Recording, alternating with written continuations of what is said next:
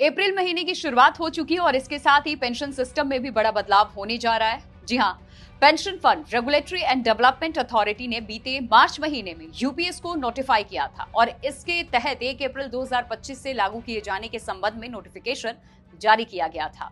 ये स्कीम विशेष रूप से उन कर्मचारियों के लिए फायदेमंद है जो रिटायरमेंट के बाद एक निश्चित इनकम चाहते हैं।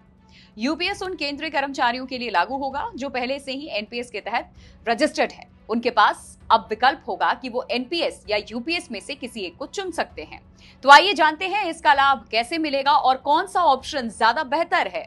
दरअसल जनवरी में हुआ था यूपीएस का ऐलान और सरकार ने बीते 24 जनवरी को राष्ट्रीय पेंशन सिस्टम यानी कि एनपीएस के ऑप्शन के तौर पर यूनिफाइड पेंशन स्कीम यानी यूपीएस का आधिकारिक ऐलान किया था और अब इस योजना को 1 अप्रैल 2025 से लागू किए जाने की घोषणा की गई थी। तो एनपीएस के तहत कवर होने वाले केंद्रीय कर्मचारियों को इस नई स्कीम का लाभ मिलेगा, यानी जो केंद्रीय कर्मचारी नेशनल पेंशन स्कीम के तहत आते हैं और इसके तहत यूपीएस के ऑप्शन को चुनते हैं वो इसका लाभ ले सकते हैं।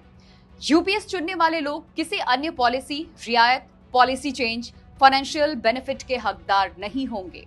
यूपीएस को आसानी से आइए आपको समझाते हैं कि मिलेगा क्या। तो बताते हैं आपको कि आखिर यूपीएस क्या है।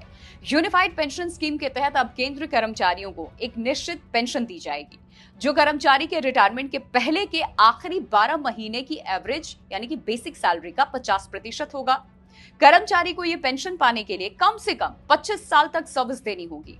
वहीं अगर कर्मचारी की मृत्यु हो जाती है तो परिवार को एक निश्चित पेंशन मिलती रहेगी जो उसे मिलने वाली पेंशन का 60% होगा और इसके अलावा मिनिमम एश्योर्ड पेंशन भी दिया जाएगा। और इसका यह मतलब है कि जो लोग 10 साल तक नौकरी करते हैं तो उन्हें कम से कम 10,000 रुपए की पेंशन मिलती रहेगी।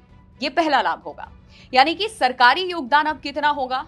सवाल दूसरा ये है। तो न्यू पेंशन स्कीम यानी कि एनपीएस में कर्मचारी को अपनी बेसिक सैलरी का 10% कंट्रीब्यूट करना होगा और इसमें सरकार की जो कंट्रीब्यूशन है वो 14% अभी होती है। वहीं 1 अप्रैल 2025 से लागू होने जा रही यूपीएस में सरकार का ये कंट्रीब्यूशन कर्मचारी की बेसिक सैलरी का 18.5 इतना % रहेगा और इस यूनिफाइड पेंशन स्कीम को लागू किए जाने से करीब 23 लाख कर्मचारियों को लाभ मिलने वाला है और सरकारी खजाने पर बढ़ने वाला इसके बाद अतिरिक्त बोझ पहले साल यानी कि 6,250 करोड़ रुपए होगा। यूपीएस और एनपीएस के बीच ये जो बड़ा अंतर होगा।